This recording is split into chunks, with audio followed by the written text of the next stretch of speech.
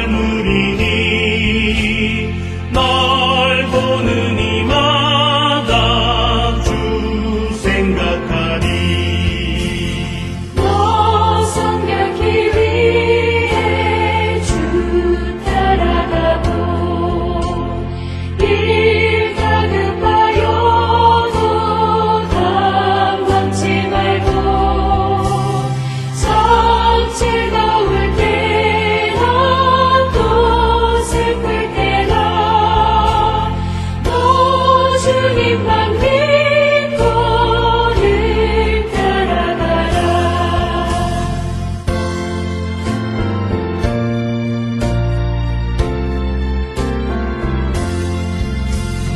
너 성결케 위해 늘 기도하며 내 소원을 주께 다 맡기어라. 너 성령을 받아 주 섬겨 살면 저 천국에 가서 더 잘 섬기리.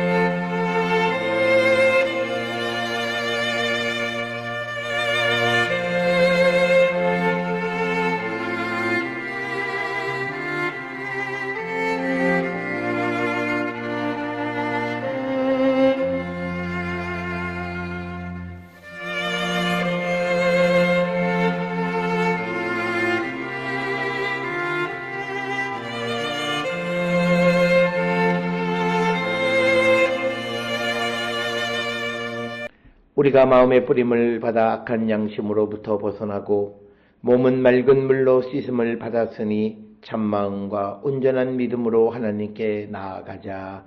아멘. 전능하사 천지를 만드신 하나님 아버지를 내가 믿사오며 그 외아들 우리 주 예수 그리스도를 믿사오니 이는 성령으로 잉태하사 동정녀 마리아에게 나시고 본디오 빌라도에게 고난을 받으사 십자가에 못 박혀 죽으시고 장사한 지 사흘 만에 죽은 자 가운데서 다시 살아나시며 하늘에 오르사 전능하신 하나님 우편에 앉아 계시다가 저리로서 산자와 죽은 자를 심판하러 오시리라. 성령을 믿사오며 거룩한 공예와 성도가 서로 교통하는 것과 죄를 사하여 주시는 것과 몸이 다시 사는 것과 영원히 사는 것을 믿사옵나이다. 아멘.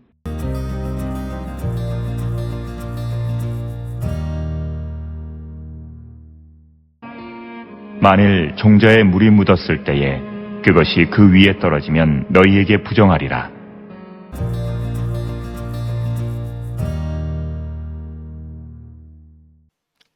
오늘 우리가 함께 읽은 레위기 11장 38절 만일 종자에 물이 묻었을 때에 그것이 그 위에 떨어지면 너희에게 부정하리라.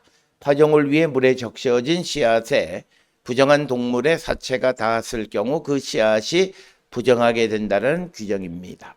앞절에서 마른 씨앗은 사체가 닿아도 정결한 것으로 인정되었으나 물에 적셔진 씨앗은 부정을 전달받는 것으로 간주하고 있습니다. 그래서 이 규정은 정결과 부정이 단순히 대상 자체에 의해 결정되는 것이 아니라 대상의 상태와 접촉의 방식에 따라 달라질 수 있음을 우리에게 보여줍니다.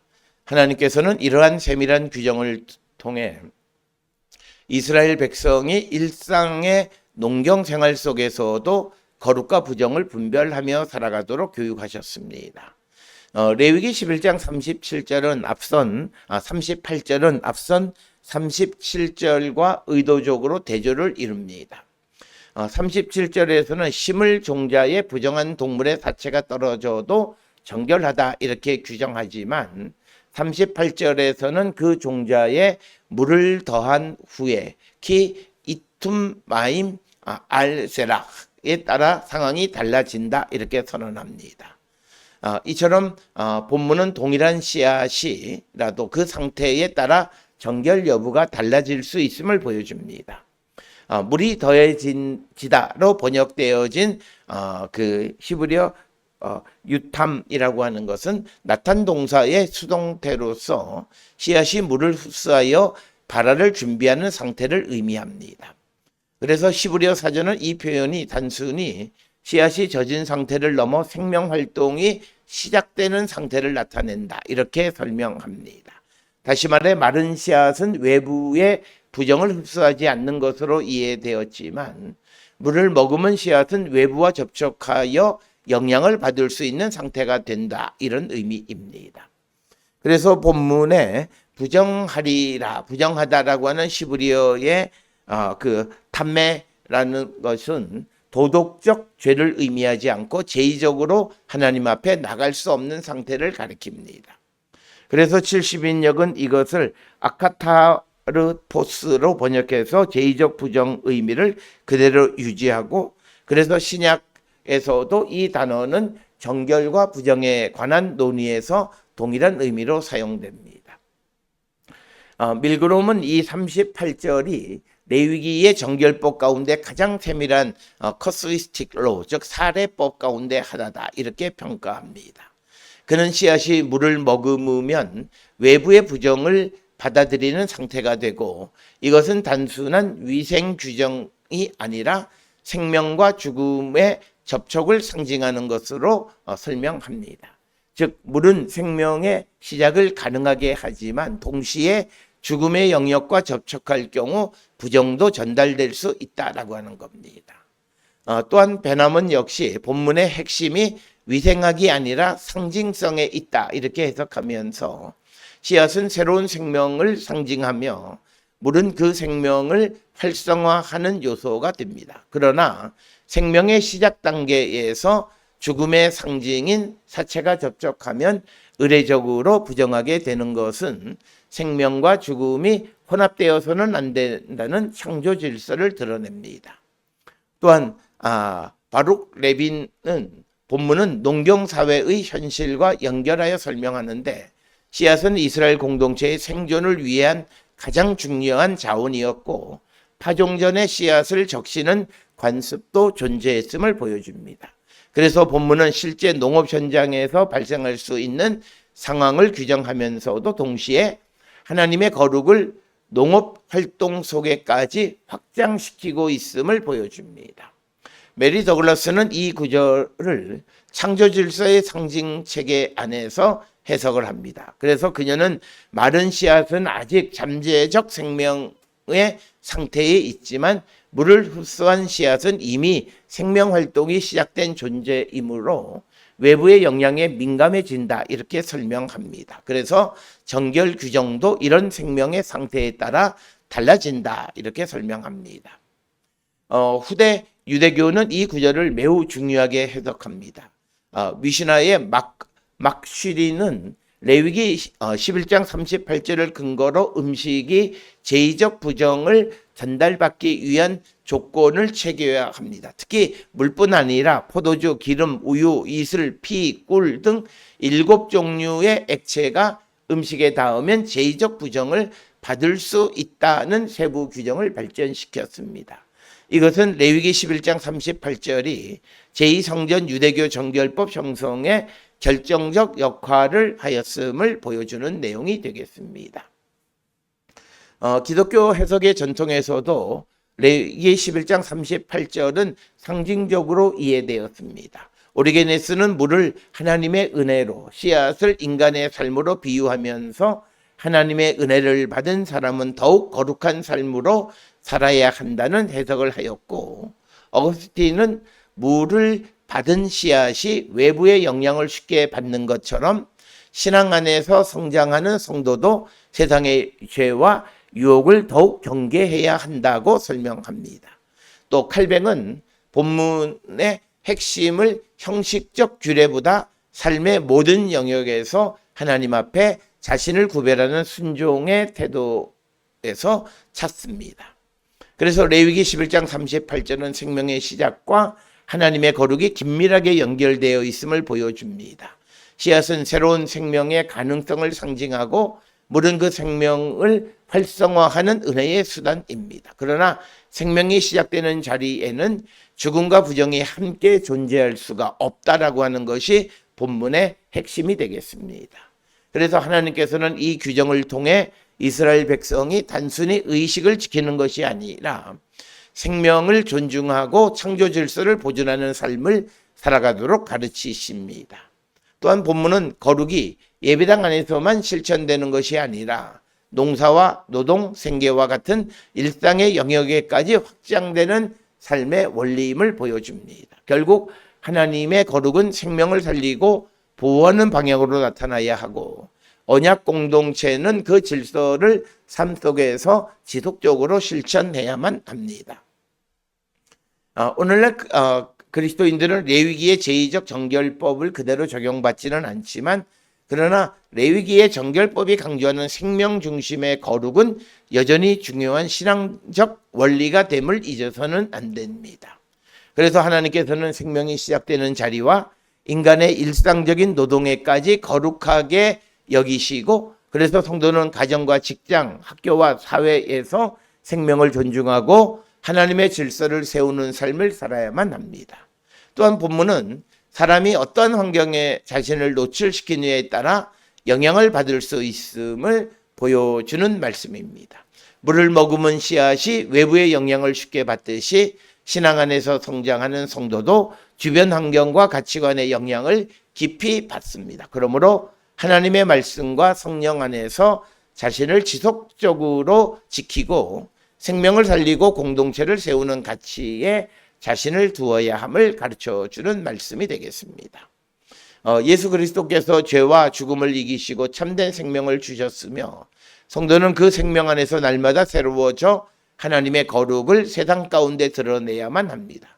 거룩은 특별한 종교 행위가 아니라 생명을 존중하고 하나님의 창조 질서를 실천하는 일상의 삶에서 구체적으로 나타나게 됩니다. 오늘 주시는 본문을 통해서 우리가 그 그리스도의 생명 안에서 날로 새로워지기를 결단하고 거룩을 지켜가고 있는지를 다시 한번 성찰하는 우리가 될 수 있기를 주의 이름으로 축원합니다. 기도하시겠습니다. 사랑과 은혜가 충만하신 아버지 하나님, 예수 그리스도께서 죄와 죽음을 이기시고 참 생명을 우리에게 주셨으며 성도는 그 생명 안에서 날마다 새로워져 하나님의 거룩을 세상에 드러내야 합니다. 우리가 이런 삶을 살아갈 수 있도록 우리를 도우시고 축복하여 주시옵소서. 예수님의 이름으로 기도드렸습니다. 아멘.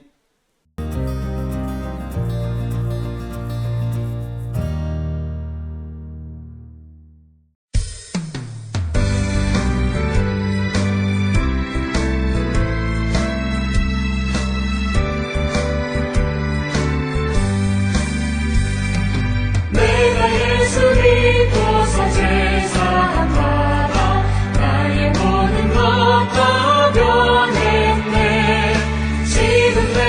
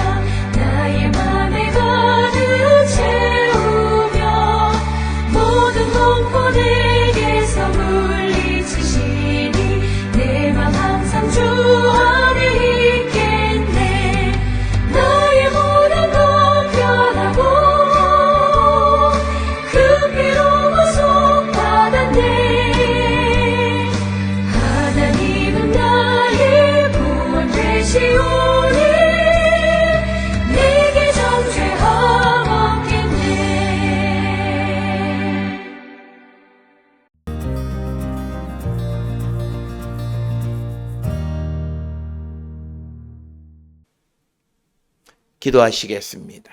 이제는 우리 주 예수 그리스도의 은혜와 하나님 아버지의 무한하신 사랑과 성령의 위로 역사 교통하심이, 거룩은 특별한 종교 행위가 아니라 생명을 존중하고 하나님의 창조 질서를 실천하는 일상의 삶에서 구체화되어야 함을 깨닫고 그런 삶을 살기로 결단하며 세상을 향해 나가는 우리 모든 성도들 머리 위에 이제로부터 영원토록 함께 할지어다. 아멘. 주 너를 지키시고 그 얼굴을 내게 돌리시고